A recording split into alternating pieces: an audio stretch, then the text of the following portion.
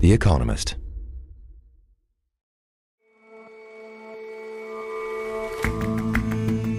Hello and welcome to The Intelligence from The Economist. I'm your host, Jason Palmer.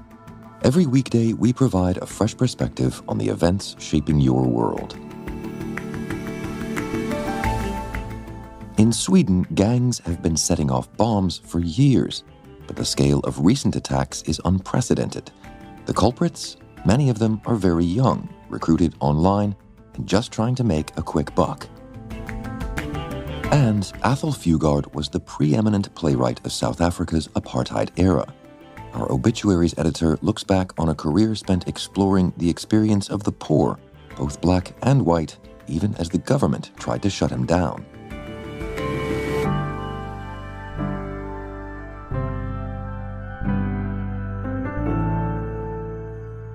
First up, though.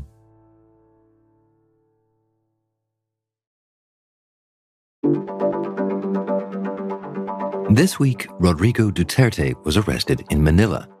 The International Criminal Court has indicted the former president of the Philippines for crimes against humanity. He led the country from 2016 to 2022, proudly overseeing a crackdown on drug traffickers and drug users that killed thousands. In custody, he remained defiant. Show to me now the legal basis for my being here. He's now been transferred to the Netherlands to stand trial in The Hague, where some of his supporters protested and chanted his name. Our Asia diplomatic editor, Erin Connolly, says their complaint was that he had been treated unfairly by the judicial system. It's ironic that Duterte's supporters claimed that he was denied due process because a lack of due process was the signature of his war on drugs. I remember on the show, Erin, we covered Mr. Duterte's time in power and his willingness to go beyond the law when it comes to drug traffickers and the like was all out in the open. Yeah, that's right. As president, Duterte urged the police to commit thousands of extrajudicial killings. I'm telling the Filipino people, wag ako, it's gonna be bloody. He promised to clamp down on drug dealers in his winning election campaign back in 2016. And he told crowds that he would kill so many people that the fish in Manila Bay would grow fat on their bodies. And told lawmakers his policy would be unrelenting. In the Philippines, it is really an eye for an eye, a tooth for a tooth. You took a life, then you must pay it with life. As recently as November 2024, before a congressional committee, Mr. Duterte admitted that he had ordered the killings and made no apologies for it. While he claimed that his hit squads only went after drug traffickers, the dead received no trials. Many were deemed guilty by suspicion. Officially, 6,000 died. Unofficially, the real total, according to the ICC arrest warrant, may be in the tens of thousands. And given all that, Mr. Duterte's presidency ended in 2022. Why has it been all of this time before this now comes before the court? Well, Duterte was succeeded by Ferdinand Marcos Jr., who everyone calls Bongbong. He's the son of a former president, a really former dictator, who ruled from 1965 to 1986. And Mr. Duterte's daughter, Sarah, was separately elected vice president. And this dynastic pact between the two families helped to keep Mr. Duterte safe for a while, with President Marcos refusing to cooperate with the ICC. But then the two families fell out. And in June 2024, Sarah Duterte resigned from the cabinet over her escalating dispute with the president. In November, she actually warned that she had arranged for President Marcos to be assassinated if she herself were killed. And then in February, the lower house impeached her for making this threat. And the Senate's yet to set a date for the trial, but this dispute between the president and vice president and the two families meant that Mr. Duterte lost protection and the ICC was able to step in. And what is the ICC's case here? What are the charges? What sentence might he face? Well, the ICC has charged him with murder as a crime against humanity. But since Mr. Duterte pulled the Philippines out of the treaty underpinning the court halfway through his time in office, it can only prosecute him for alleged crimes committed before that date. But having allegedly ordered thousands of deaths without a shred of due process, he may face a long jail term after trial. But Mr. Duterte's arrest shows that other leaders may need to think twice before committing similar offenses. And that's certainly what the ICC might have hoped, what it was in fact created to do, really. But broadly, we've talked a lot on the show about how kind of toothless the ICC has been in the past. Well, the ICC pursues a noble aim to prosecute individuals when their own state is unwilling or unable to do so, if they're suspected of committing war crimes, genocide, crimes against humanity, or crimes of aggression, such as invading a neighbor. But it's often hamstrung by politics. The ICC has no power to arrest people without the cooperation of the country where they are, which is often refused. And so far, its successful prosecutions have all been of Africans and mostly warlords rather than government officials. And so in that sense, its reach isn't as complete as it might otherwise like. Well, many of the worst crimes committed by foreign leaders are out of reach. For example, China doesn't sign up to the ICC, so the court can't do anything about its persecution of Uyghurs in Xinjiang. Ukraine is a member, but Vladimir Putin's arrest warrant for war crimes in Ukraine is also still outstanding. The case file on the ICC website notes helpfully that Mr. Putin is still at large, although the arrest warrant has made it harder for him to travel.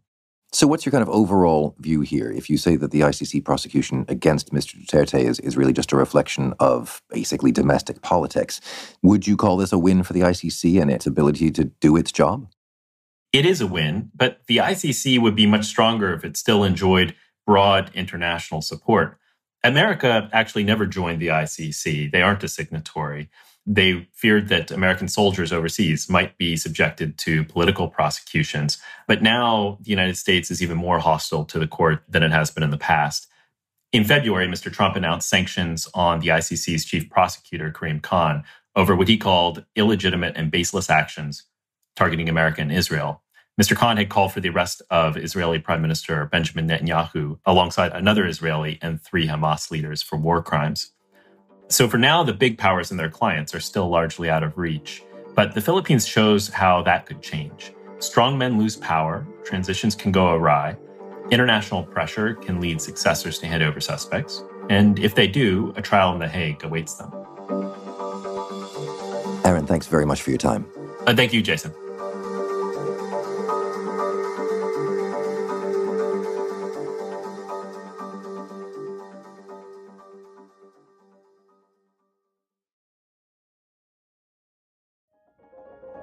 Hey, me again in the conspiratorial whisper. Let me tell you a little story about telling stories. My colleagues over at Economist Education are running a course on writing and storytelling in business contexts. It's put together by editors and journalists at The Economist, and I'm here to tell you can get 15% off the course by going to economist.com/writing course. Use the code INTELLIGENCE.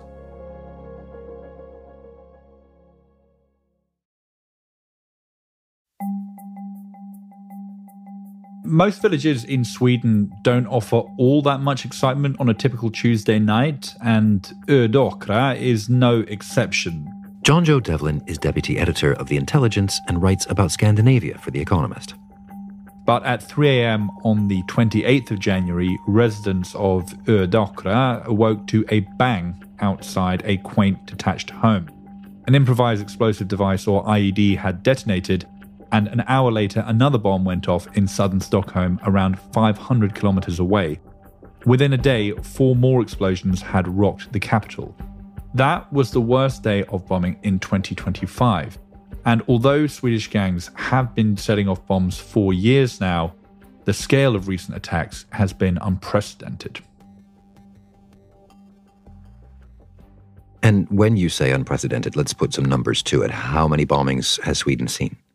Well, Jason, in the first month of the year, more than 30 explosions were seen across the country. And police say over the same time frame, they foiled at least as many. In February, police cracked down hard on this trend. Dozens of arrests were made last month, and things have quieted down a bit. But Sweden is still very much in a precarious position. And one of the strange things with the recent round of bombings is that it seems the targets have changed as well. How do you mean? Well, Jason, once upon a time, gangs would target each other, and that's still true to a certain extent. But with these bombings, they seem to be singling out vulnerable businesses. It's sort of a pay up or blow up kind of situation. Think Chicago, the 1930s, extortion rackets. Gangs are approaching businesses. They might loan money out to a struggling firm or simply fabricate some debt. And then they go to work. They're bullying and threatening, demanding payment. And if those bullying and threatening tactics don't work, police say gangs are placing bombs at someone's workplace or at a doorstep of a family home and trying to get the money that way. It should be said that though entire houses have been leveled before and there have been injuries, most explosions don't do that kind of damage. They're really just trying to intimidate people into paying up. So do we have a sense for why this trend is so much on the up, why this is happening so much right now? There are many reasons given, Jason. Politically, a lot of focus in Sweden is placed on immigration. That's become an incredibly contentious subject as it relates to crime in the country. Paradoxically, I'd say some of the most recent bombings have been driven by more effective policing. I spoke to Cassio de Heer about this. He's a social worker at Frihuset, which is a Swedish youth organization, and asked him why gangs were changing their focus. If you ask me, money. The economics, these gangs that are moving in a higher level, the authorities have obviously cut them down in a lot of ways from different areas. So, of course, they want to find a new way to make money, a new way of showing power.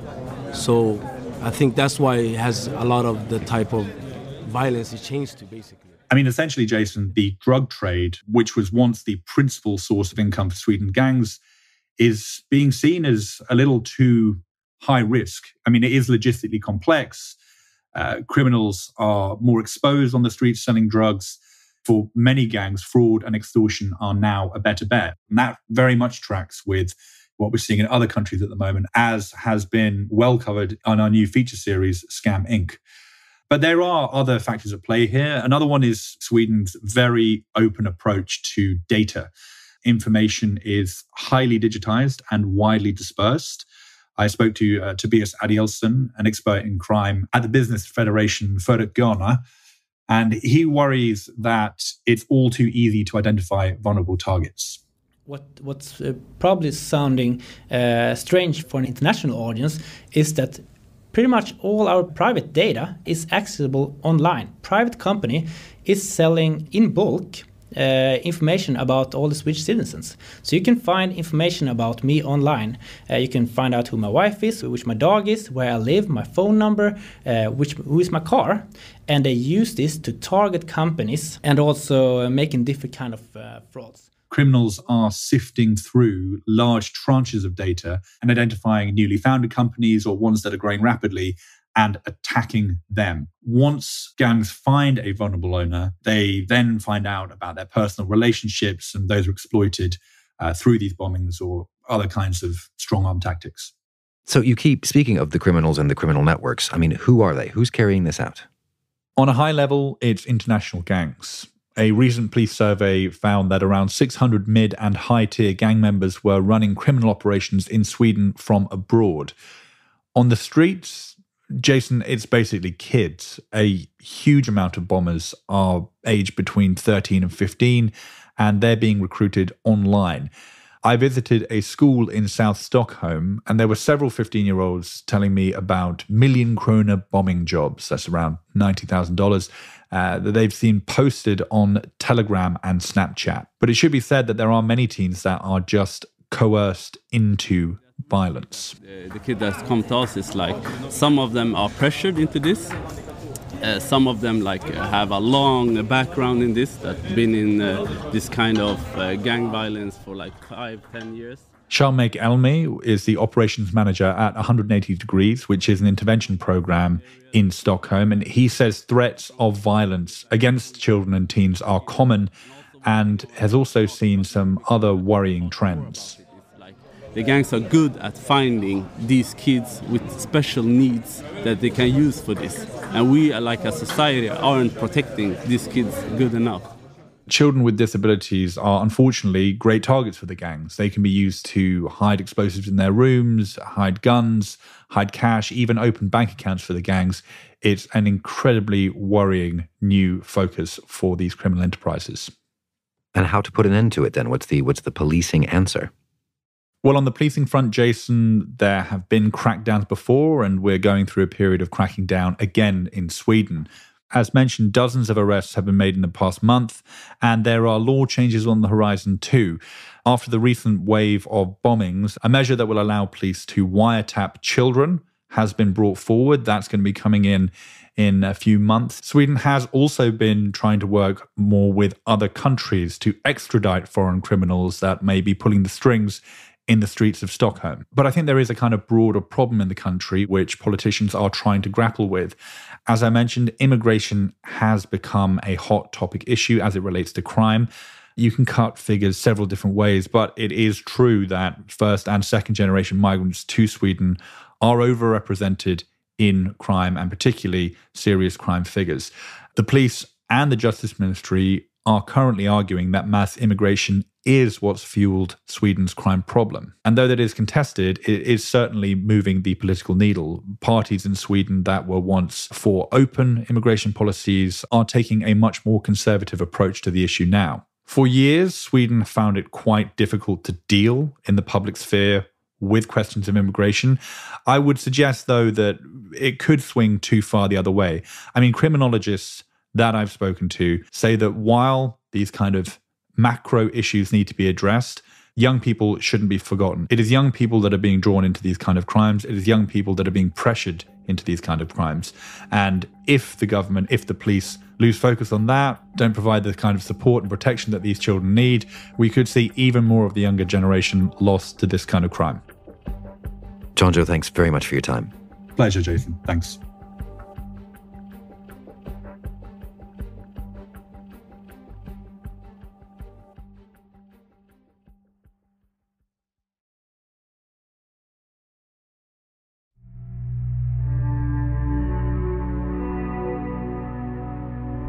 Ethel Fugard was never quite sure why he had done it. Anne Rowe is The Economist's obituaries editor. When he was 10 or 11 years old, he was working in the tea room that his mother ran in Port Elizabeth in South Africa. She had two black servants who helped her, Sam and Willie. They were known as the boys, even though they were men. And that day, Ethel had had an argument with one of them, and they were all in a bit of a bad mood when he closed the tea room up early. And Sam, one of the black servants, set off on foot to go to New Brighton, which was the township connected to Port Elizabeth. And a few minutes later, Ethel rode after him on his bike. As he passed him, Ethel spat in his face. Seconds later, he regretted having done it. And 50, 60, even 70 years later, he still actively regretted it.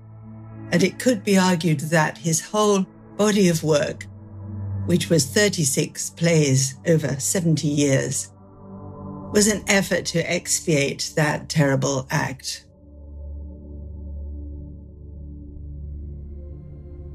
His main aim in his plays, as he often described it, was to ask how individuals dealt with each other. The first play that got him wide recognition, called Blood Knot, actually had its basis in one night when he came home and looked at his brother sleeping and realized how much his brother was suffering. And he turned this into a play in which there were two mixed-race brothers, one of whom could pass for white and one of whom was pretty well black. And he contrasted their suffering. And it became one of the most important plays to come out of South Africa and made him a name. His own upbringing was standard white, but it was not particularly prosperous. There were quite a lot of hard times. His father was English-Irish and disabled. He had been a jazz musician. His mother was Afrikaans. And he always said that it was his mother who gave him his morality and was more liberal than his father. He was brought up actually in an Afrikaans-speaking home, but he was educated in English. And that gave him a sort of mixed up identity, a bastardized identity, as he called it, from quite young. He tried to see the good in the Afrikaners. He did try to strive to see that all the bad was not on one side in what he wrote.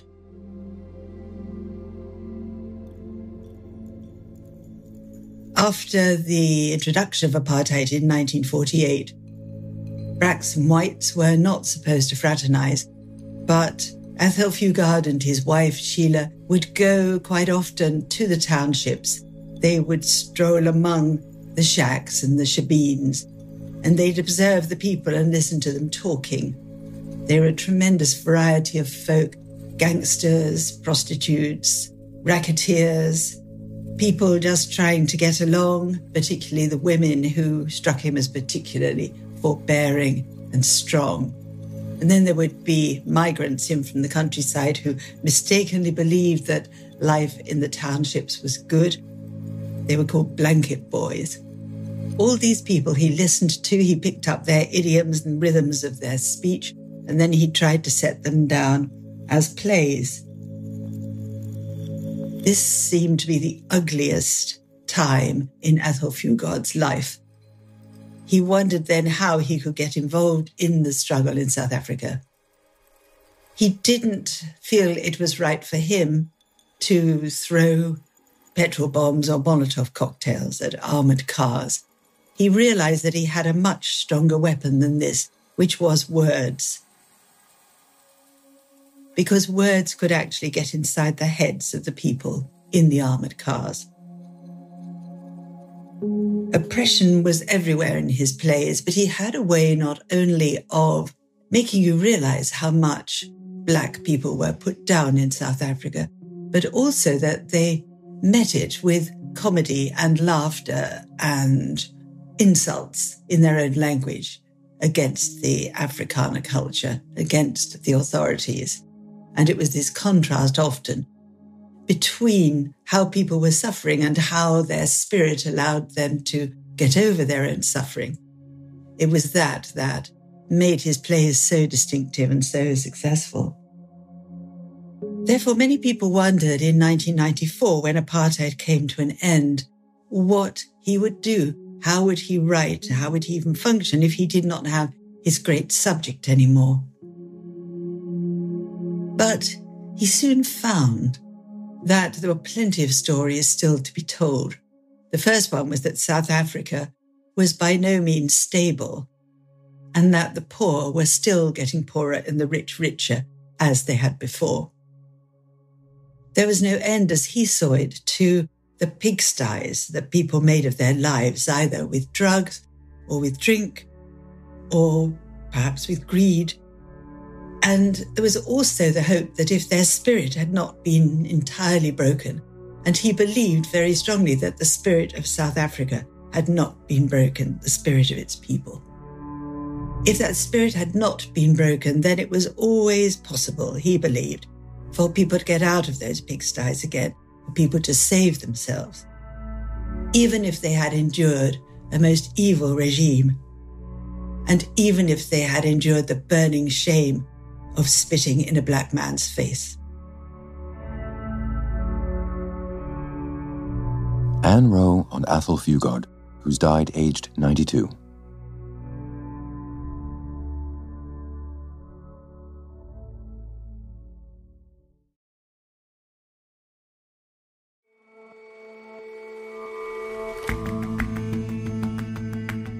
That's all for this episode of The Intelligence. The show's editors are Chris Impey and Jat Gill. Our deputy editor is John Joe Devlin, and our sound designer is Will Rowe, with help this week from David Crackles. Our senior producers are Rory Galloway and Sarah Larniuk, and our senior creative producer is William Warren. Our producers are Maggie Kadifa, Benji Guy, Jonathan Day, and Henrietta McFarlane, with extra production help this week from Emily Elias. We'll all see you back here tomorrow for the Weekend Intelligence. This week, our correspondent returns to Damascus to see how Syria is changing now the brutal Assad regime is gone. Joy and relief and freedom from fear aren't universal.